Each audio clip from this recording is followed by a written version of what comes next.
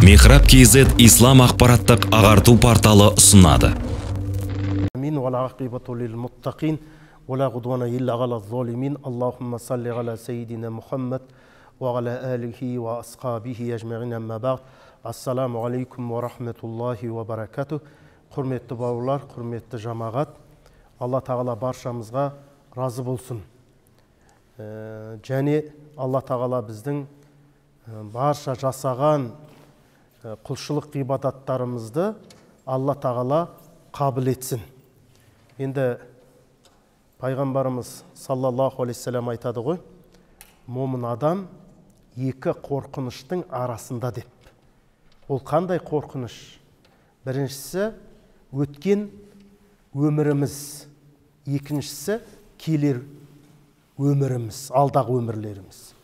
Яғни біріншісі өтіп кеткен өміріміздегі жасалған құлшылықтарымыз бен тәубамыздың қабыл болмауынан қорқуымыз керек. Ал қабыл болмай қалса не істейміз деген бізде қорқыныш болу керек. Екіншісі алдымыздағы нәрсе, алдымызда Құдай қанша ғұмыр қалды, сол ғұмырда Алла бізде иманнан, исламнан, құлшылықтан айырмасын деген қорқыныш болу керек. Өйткені біз білмейміз алдымызда ненің күтіп тұрған. Алла кімді адастырса, оны тура жолға салушы жоқ. Алла кімді тура жолға бастаса, оны адастырушы жоқ. Өйткені бұл қиын нәрсе емес, бір ақиқат жаңағы түсіне қоятын. Қаншама мысалы әріптестеріміз бар, қаншама мысалы көріп жүрген қанша адам бар, мысалы бір кезде намазхан болып, қазір намазға жолай алмай жүрген, жаңағыда былай ішімдікке салынып жүрген деген секілді. Сондықтан біз білмейміз, Алла қалған ғұмырымызды иманда, құлшылықта және сол қабыл болған құлшылық жасауды Алла бізге нәсіп етсін. Ал енді өткен өміріміздегі осы күнге дейінгі жасалған құлшылықтарымызды Алла қабыл етсінші деп сұрауымыз керек. Біз оған сеніп жүрміз негізінде. Қабыл болмай қалса не істейміз? Мүмкін ниетіміз тура болмады, мүмкін дәретті дұрыс алмадық, мүмкін жаңағы Құранда қырағатымыз қате, уақытымыз болып тұрса да тәжвидті үйренбедік, сол транскрипциямен кеп Құран оқып тұрмыз. Қанша жыл болды? Қырағат намаздың бір рүкіні, әл-қиям. Не болды деген қорқыныш келе ме, келмей ме бізге? Сен иілдің, транскрипциямен оқыдың, шалапыла. Болды деген сөз ба? Жоқ. Алла сен рақымдысың. Сол үшін біз әрбір ісімізді бисмилла рахман рахиммен бастаймыз ғой. Алланың екі сипатын еске алып жиі. Рахман, рахим. Неге? Өйткені біз пендеміз.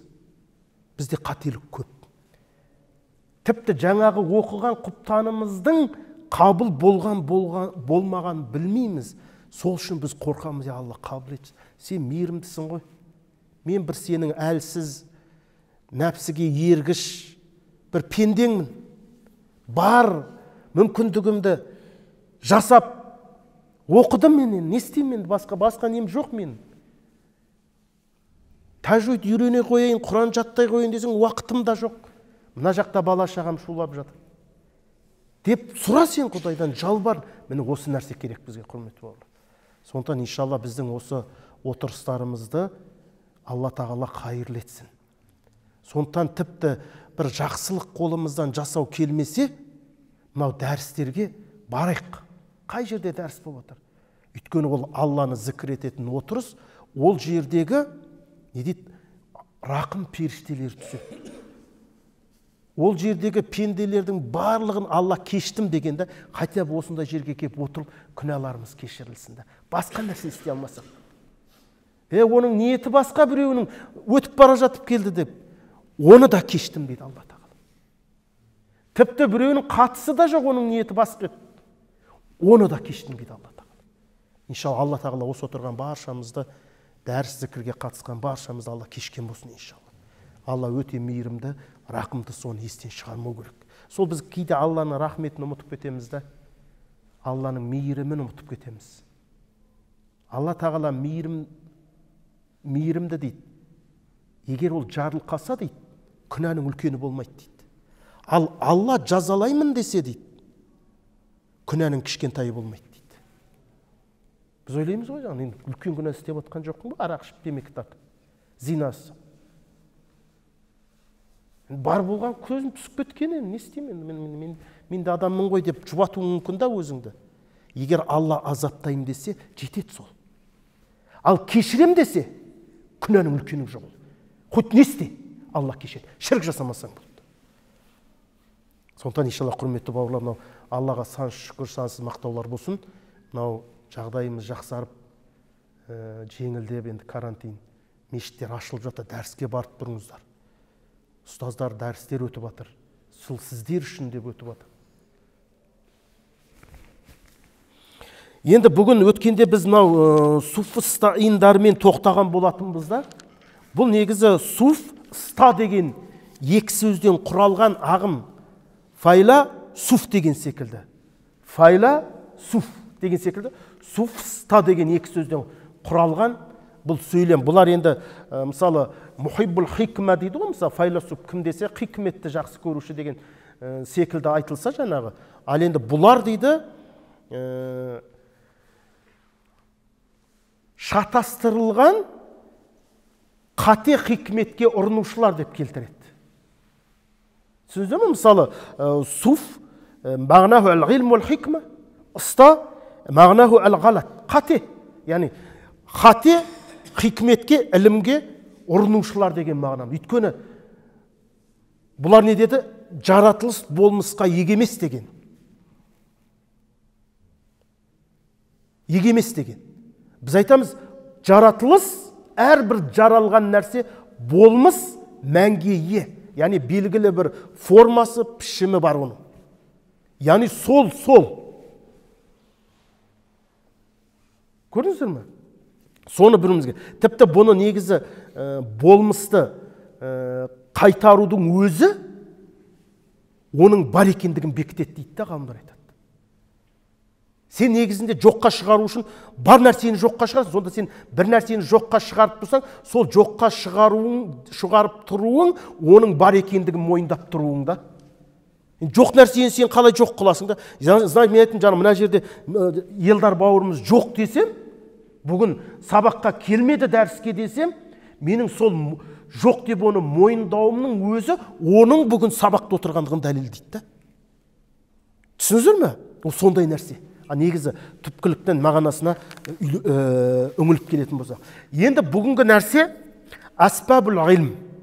Асбабул илми лил халқи саласатун дейді. Имам Насафи рахимахулла айтады, білудің құралы үшеу. Кез келген нәрсені білуде ахлу сүннет уәл жамағада үш құрал бар. Мысалы мен қазір айтам, доллардың курсы қанша болып жатыр деймін. Болмаса, анау Россиялық учеттағы көліктердің хабары не болды деймін. Осыны білуде бізде не бар? Үш құрал бар.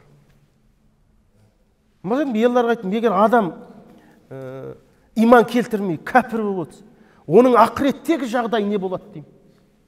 Ол маған жауап беру керек қой. Осы нәрселерді білу үшін адамның қолында неше құрал бар? Үш құрал бар сізде. Осы үш құралдың бірімен біз қандай да бір мәліметті анықтаймыз. Сондықтан айтады, асбабул илм, білудің құралы лил халқи саласа үшу дейді. Түсініздер ме? Біріншісі енді айтады, бұл не? Уаюмкину ан юғаббира анху маужудан кәне ау мағдуман.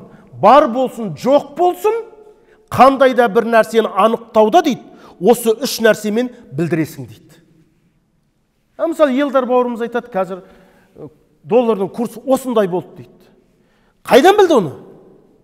Келе жатқанда көзімен көрген. Болмаса досы звондады. Болмаса несіне шоткасына хабар келді.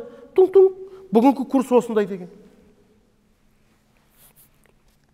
Енді осы үшеуіне тоқталып кетейік. Бидейді, фәяшмилу идракул хавас ва идракул ақл минат тасауырат ва тастиқат әл-яқиния ва ғайры яқиния. Енді қараңыздар, бұл нәрсе ақылдың сезім мүшелерінің қамтуын ішіне алады. Сол секілді ақылды. Кейде біздің, мысалы, көз көрмеген нәрсені, біз айтамыз ғой, көру құралы не? Көз. Бірақ сол көз көрмеген нәрсені, немесе көре алмайтын нәрсені ақыл көреді кейде. Ақыл көреді. Түсіндіңіздер ме? Сондықтан бұл ақыл мен хауастың да идрак қамтитын аймағы бар, бірақ оның рөлдері әртүрлі. Рөлдері әртүрлі. Сондықтан мұнамен де шектелетін бар, мұнамен де. Негізі құрал үшеу, мен айтып кетейін. Әл-хауасу сәлима, сезім мүшелері. Көру, дәм сезу, иіс сезу, есту, ұстау. Осы әл-хауас, әл-хамса деп айтатын. 5 сезім мүшесі. Бұны әл-хауас әс-сәлима деп тұрғаны, әлгі құралдар сау болу керек. Құлағың еститін болу керек, көзің көретін болу керек, мұрның иіс сезетін болу керек, аузың дәм сезетін болу керек, қолың ұстай алатын болу керек. Сол кезде біз айта аламыз. Сол кезде ол бізге мәлімет бере алады. Екіншісі, уәл хабару садиқу. Шын хабар. Хабар, қазір біз тоқталамыз, ол екіге бөлінеді. Хабару расул, хабарулла, уәл хабару әл-башар мысалы. Хабар өзі екіге бөлінеді. Әл-хабару садиқ, шын хабар. Ол Алланың пайғамбардың берген хабары болды. Ал екінші хабар бар, ол яхтамилу сидық уәл кизб дейді лизати. Яғни ол асылында өтірікте болуы мүмкін, шында болуы мүмкін. Түсіндіңіздер ме? Енді бірінші түрі бар, ол Алланың хабары, пайғамбардың. Яхтамилу сидық фақат. Ол тек қана шындықты қабылдайды болды. Ол жерде талдау жүрмейді, ол өтірік болмайды. Үшіншісі, уәл ақыл. Сондықтан әсбабул илми лил халқи саласатын әл-хавасу салима, сау сезім мүшелері, хабары садиқ, сосын әл-ақыл. Осы үшеу. Түсіндіңіздер ме? Осы үш нәрсе бар бізде. Мысал айттық. Жәннат бар ма дедім. Оны ақылмен, оны хавас сезім мүшесімен айта алмаймыз оны. Оған не керек? Хабар керек. Ал енді оған сізбен біздің хабарымыз жеткіліксіз. Мен айтсам, сен қамайсың? Ойбай, ана жақта осындай нәрсе бар екен десем, бұл кісі қайдан біліп дейсің? Болды ғой, шаруа бітті. Ал енді ол сондықтан кейбір нәрселер оған ақыл жетпейді. Ақыл жетпейді. Сондықтан көрдіңіз, Алла тағала адамға ақыл берді. Сол ақылды реттейтін шариғат түсірді. Елші жіберді, елшіге кітап жіберді. Неге? Өйткені біздің ойлау ақылымыздың деңгейі әртүрлі. Егер шариғат түсіп, таң намазы күн шыққанға дейін өтелу керек демегенде, таң намазын әр қайсымыз өзімізге ұнаған уақытқа қойып алатын едік та. Елдар сағат 11-де оқиды. Зұхриден таңғы 7-де оқиды.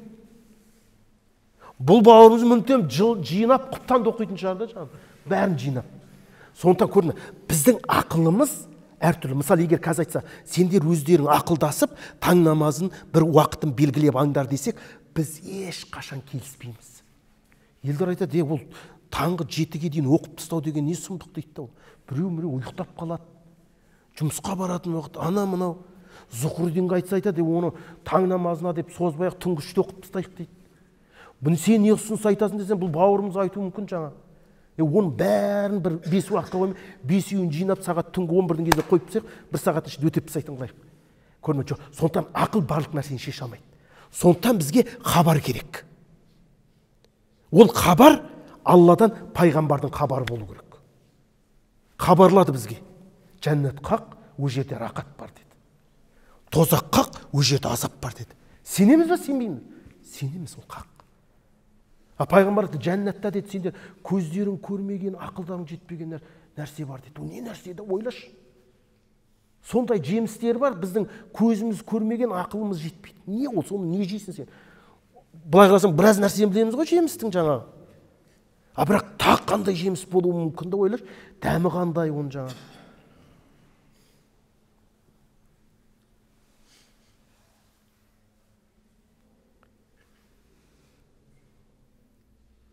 Күлләмә рузиқу минха қалу хаза ла рузиқна мин қабл. Сол ана жәннаттың жемістерін тартқан кезде дейді, әр кезде дейді. Мынаны бұрын алдын осының дәмін жемеп бедік деген жаңағы сонда мына дүниеде жеген жемістерінің дәмін сезет олар адамдар жәннатта. Құтуфуха дания дейді. Ол жаңағы жәннаттың жемістері, ол жаңағы үзіліп дайын тұрады дейді оны. Қазір сен алма жеу үшін біраз еңбектену керексің. Оның дәнеден өте жақын тұрады да, жейсің болды. Кайф, қазір кіріп кеткің келеді. Әлде дүние ыстық па? Сонда анау Алла жолында шахид болғандар, Алла біздерді жіберші, біз мына жақтағы мына кереметті артымызда қалған бауырларымызға айтайықшы дейді екен ғой. Бірақ оларға ол берілмейтін мүмкіндік. Біз ойлаймыз ғой, бейшара қаппен ана жерден шахид болды, хайыр дейсің да, біз оған жанымыз ашып тұрса, ол ар жаққа барып бізге жан ашпа деген, бейшара қиналады жаңағы деп та. Жоқ. Жақсы. Ақида өтейік құрсын. Ол да ақидаға қатысты негізі. Сондықтан білудің неше құралы бар? Қандай? Сезім мүшелері? Хабар, ақыл. Жаңа мен айтқан хабарларды, мысалы, доллардың курсы қанша дедім, осы 3 құралдың біреумен білесің. 3 құралдың біреумен білесің. Ұстаз кешқанын афишаны көрдім, жазылып тұр, 400-де бірдеңе. Көрді көз. Яғни зрениесі жақсы ма? Жақсы, значит, хабар садық. Мәлімет дұрыс. Бірақ ол пайғамбар мен Расулдың Алла мен Расулдың хабарындай болмайды ол бар.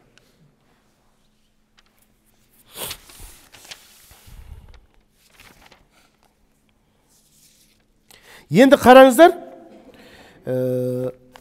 былай дейді. Фәл-хауасу хамсун. Енді осының біріншісіне тоқталамыз. Бізде неше білу құралы болды? Осының біріншісіне тоқталамыз. Ол не? 5 сезім мүшесі. Жаттамаңыздар. Бірінші, әс-сам, есту. Әш-шам, иссезу. Әз-зауқ, дәм сезу. Уәл-ләмс, ұстау. Уәл-басар, көру. Көресің, естисің, испілесің, айтасың, мынау істеніп кеткен. Қайдан білдің? Айналайын, еш шықты ғой. Сен қақылысың қабылдауға оны. Сосын айт, плов келді, алдым. Айттым, ашты болып кетті. Тұзы көп болып кетті. Оны қайдан білдің? Дәм көп білдің.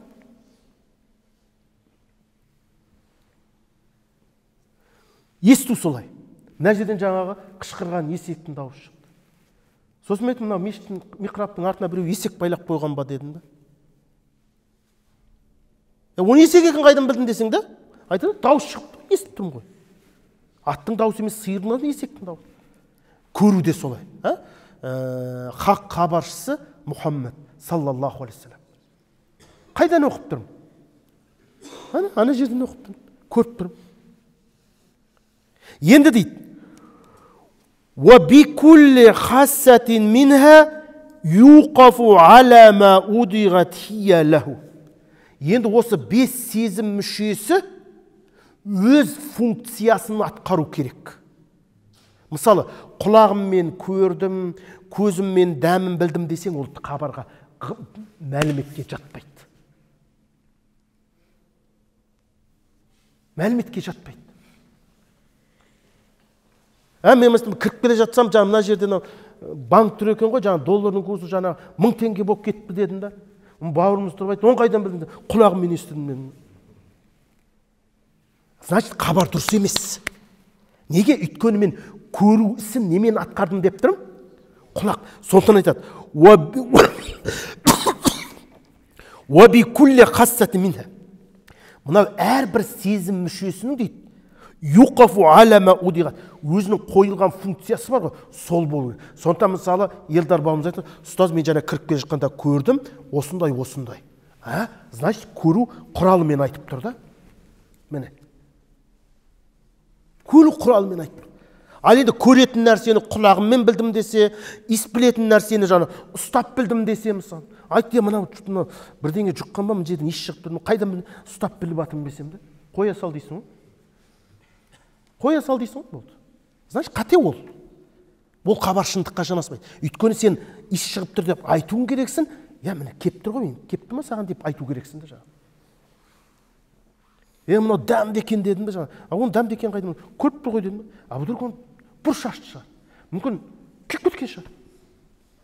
Сондықтан біз ол 5 сезім мүшесінің әрқайсысының өзінің атқаратын функциясында болу керек. Сол кезде ол құрал бола алады.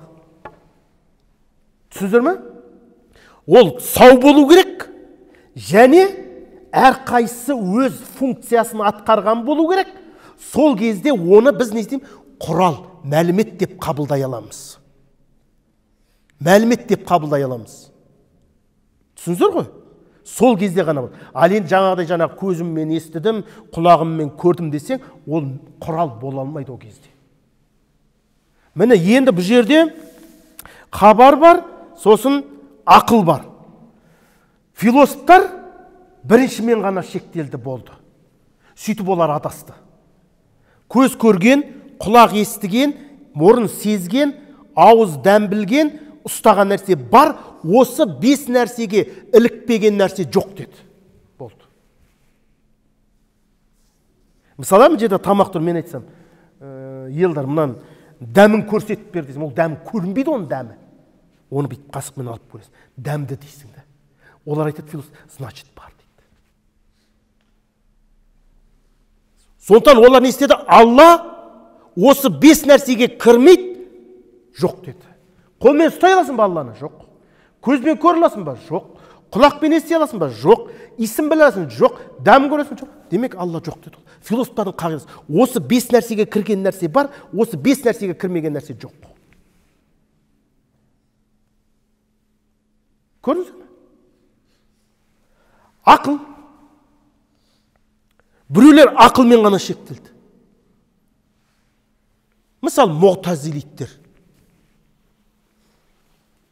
Ақыл жақсы деген нәрсе жақсы, ақыл жаман деген нәрсе жаман, бітті.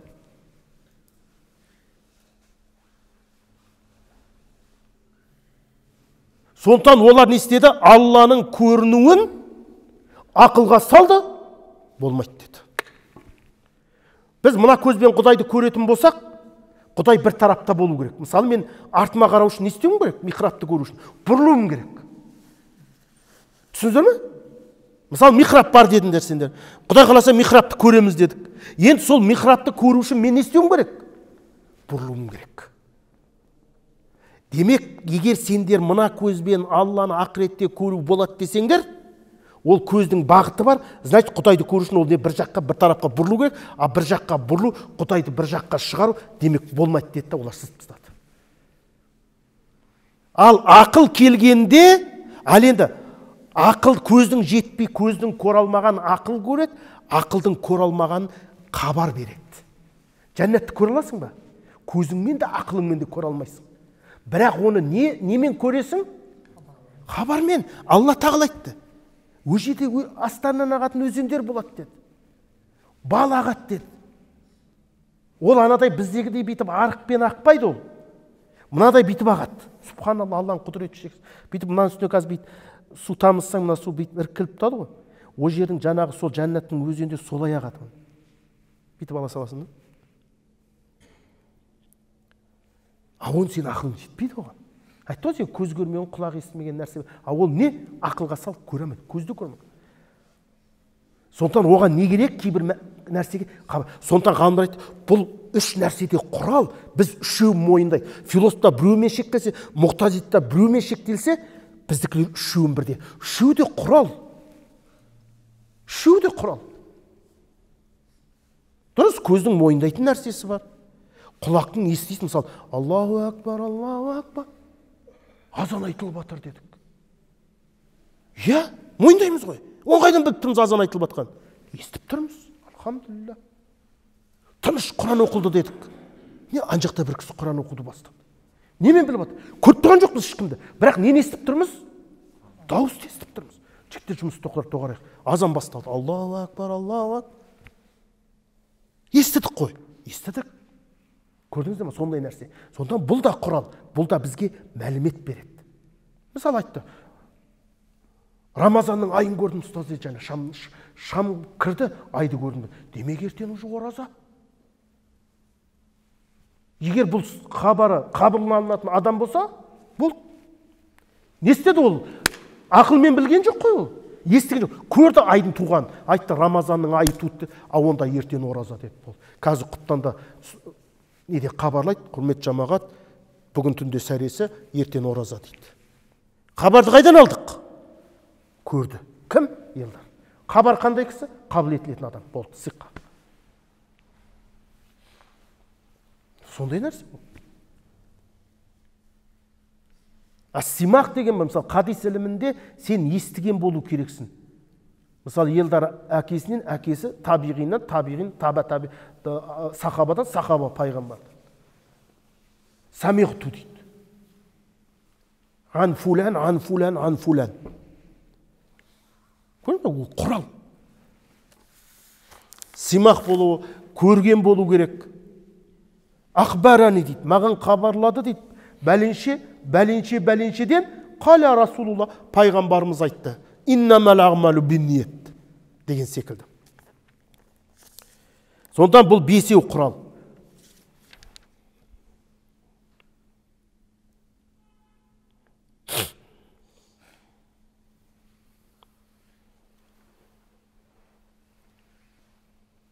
Енді бұл хауас айттық қой, бұл негізгі философтардың негізгі құралы осы.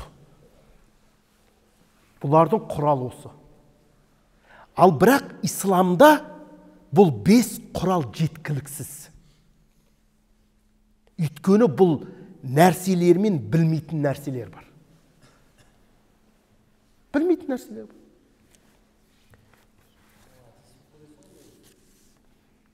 бар. Принципе сондай. Негізінде енді бұл кімдер біз ойлаймыз ғой.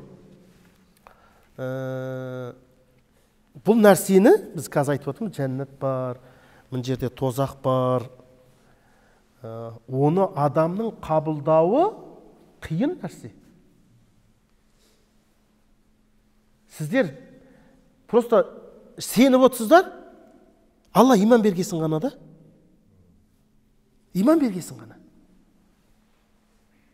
Міне біздің бақытымыз сол. Қазір бүйтіп ана иманды Алла алса, сен мына нәрсені қабылдай алмайсың. Алла хақ, жалғыз, құдіретті, жоқтан бар қылады дегенді қабылдай алмайсың. Біз сондай әлсіз. Хулиқал инсана да адам әлсіз болып жаратылды. Сондықтан олар жаңа кімдер физика дейді ғой, Аристотель, Сократ, Афлатондар мына физиканы зерттеген. Физиканы көз көріп тұрған нәрсе. Сөйтіп бұл көз көріп тұрған нәрсені ар жағынан, мысалы, одан кейін олар не істеген? Метафизика шыққан. Метафизика деген мә ора табиға дейді ол. Мына көзге көрінбейтін нәрселер. Былайша айтқанда әл-иманы бил ғайб. Сәл қидаят болмағасын олар Алла маужуд, ақырет бар дегенді айта алмай кеткен ғой. Оған дейінгі нәрселердің бәрін зерттеген. Бір ақиқатқа тірелу керек қой адам бар. Соны іздеген олар. Содан мына физикамен шектелу мүмкін емес деп, ақырында несіге метафизиканы шығарған. Метафизика бұл әлемнің артындағы тылсым нәрсе. Бірақ енді сол жерден жаңа Алла бар, қалаған бар қылады, қалаған жоқ деген теория келе алмаған, хидаят болмағаннан. Ал солардың бәлен жылғы зерттеп жете алмаған нәрсесіне Алла Тағала саған иман берді, бол сен мойындап отырсың да қазір. Былайша айтқанда бірінші жаңағы нулевойдан сені Алла Тағала сразу профессорлық деңгейге көтеріп қойды да. Ол не? Мағрифатулла, Алланы тану. Алланы тану ол ғылымның шыңы. Сондықтан әрбір ілім түбінде соған барып жету керек етті. Бірақ жете алмай қалған көбі. Неге? Жүрегіне Алла иман бермейді. Сондықтан сіздер ойлап қалмаңыздар, біздер ақылдымыз деп. Жоқ, бізге Алла ақыл берді, сосын қабылдап тұрмыз. Ал иман бермегенде қазір ойымызды сан саққа жүгіртіп зерттейтін ек. Сөйтіп біреулер барды да жаңағы эволюция, Дарвин соған барып тоқталды. Теориясы сол болды, оны зерттеп деген. Сәл бітіп иман бергенде ол айтатын еді, мынаны барып жоқтан барып бұны бар қылған Құдай дей салатын еді, болды. А бізге ол жеңіл иман бергендіктен. Сол үшін біз Құдайға қарыздарымыз ғой, өзін танытқан үшін болды. Қазір анан бүйтіп жүрегіңде тұрған иманның сәл бітіп алса, бітіп шығасың сен. Не істеп отыр мына жерде де? Мынау не? Айналайын мешіт ол. Не үшін? Құлшылық кімге? Құдай. Құдайды көрсетші дейтін. Астафра ол көз көрмей, онда жоқ дейді да. Бетіп шығып кетесің. Аллахи биллахи солай. А біз неге мойындап мен жерде отырмыз біз? Алла иман берді, болды. Қазір мына бүйтіп суырсыншы. Бүйтіңіз. Мына жер не дейсің? Не істеп отырмын мен мына жер? Құдайға жаңа құптан оқығыз. Мен жерде сабақ беріп отырғасыз. Ауыр нәрсе де былай қарасаң қазір Құдай алып қойса бар ғой, атеист болып қаласың сен. Оған ешқандай не жоқ. Сосын айтасың, мына философтардың керемет адамдар ғой. Мынау ақылға қонатын нәрсе айтты. Олар енді өзінің ақылының жеткен жеріне барып тұр да. Сондықтан біз айтамыз, юдиллу ма яша ва яхди ма яша. Ма яхдиллаху фала мудилла ва ма юдлил фала хади. Кім Алла жолы тура жолға, оны адастырушы жоқ. Кім Алла адастырса, оны тура жолға салушы жоқ. Сен қазір ойлайсың бір атеист кезде, мынау нағып осы 21-ші ғасырда қалай бұл мойындамайды деп ойлайсың да, мәселе ғасырда емес бұл. Пайғамбарды көріп тұрған ғой адамдар. Мұхаммед деп есікті теуіп кіретін болған ғой пайғамбарымыздың алдына. Не оттап отырсың дегендей да. Бізге ол дөрекі көрінеді да, иман болғанда. Қалай сол пайғамбарды көріп тұрып, біз айтамыз 21-ші ғасыр деп қоямыз. 21-ші ғасыр бұлай тұрсын, пайғамбарды көріп тұрып адамдар. Енді пайғамбар саллаллаху алейхи вассалам бүйтіп айды жарып тұрған ғой. Оны сиқырлап тұр десе, осы жердегі адамдарды ғана көзін байлайтын. Ол келе жатқан соңғы хабарлардан білсе, бәлені күні бәленің осында ай екі жақтан көрінді деген. Факт. Бірақ сен алмады. Неге? Иман болмағандық үшін. Сондықтан ең үлкен байлық ол иман, құрметті бауырлар. Алла сол иманнан айырмасын. Айырды ма? Сен басқа адамсың ғой. Жәннатте бір бақ кетіп дейсің, бол, әңгіме өтті. Шынын ол сөздің жаны бар. Сен бар дейтінде көру керексің, қолмен ұстап білу керексің, иісін дәмін сезу керексің. А сен дәлелдемейсің. Көрдің ба? Көре алмайсың. Көрсетші, көрсете алмайсың. Көрдің ба? Сондықтан міне біздің Аллаға сан шүкір бір қарыздарымыз. Біз ойлаймыз ғой, нағып мен жаңағыда мен көлігім жоқ, нағып менің үйім жоқ деп айтамыз кейде. Нағып мен балам ауырып жатыр дейміз. Біреу айтады, нағып мен балам. Шүкір саған Алла не берді? Иман берген ғой, болды ғой. Иман болды ма, жаңағы уайымның еш қайсысы қияметте болмайды да. Қияметте болмайды. Ал бәрін беріп қойып деймін да, иман болмаса деймін да, не керегі бар дейсің? Бір күн өлесің да болды. Бәрі қалады. Міне сондықтан Аллаға сан шүкір, сансыз мақтаулар болсын, бізге өзі осындай иман байлығын берген. Сондықтан қазақта айтады ғой, иман байлығынан айырмасын. Иман байлығы. Оны сатып аламайсың. Оны сатып аламайсың. Сен қазір Алла ауыртпасын, бүйрегі істен шыққан адамдар алып жатыр ғой, ақшаға тауып болмаса, інісі ағасына беріп, інісі сестрасына беріп, әпкесіне беріп жатыр ғой, жаңағы анасына беріп жаңадай. Ал бірақ иман ондай нәрсе емес. Иман ондай нәрсе емес. Сондықтан мына Аллаға сансыз шүкір, сансыз мақтау болсын. Субханак Аллахумма бихамдик ва нашхаду ан ла илаха ва настағфирука ва натубу. Аллахумма инна насалука илман нафиға ва ризқан васиъан ва мутақаббала. Раббана аманна фағфир лана зунубана ва каффир анна сайyiatina ва таваффана мa'ал абрар. Я Раббым, Алла Тағала, кеудемізден жанымыз шыққанша бізді иманнан, исламнан айыра көрмей, Аллахым. Я Раббым, Алла Тағала, біздің соңғы демімізде ла илаха иллаллах Мұхаммад Расулла деп кәлимаға тіл келтіріп, иманда, исламда жан тапсыруымыз нәсіп ет. Аллахым, бізді бұл дүниеден өткенше иманнан, исламнан айыра көрме. Үмметтәрімізді, зүррияттарымызды қиямет күнге дейін иманда, исламда болуын нәсіп ет. Елімізге амандық, халқымызға, мұсылмандарға ауыз бірлік, ынтымақ бер. Ва саллаллаху аля саййидина Мұхаммад ва аля алихи ва асхабихи би рахматик.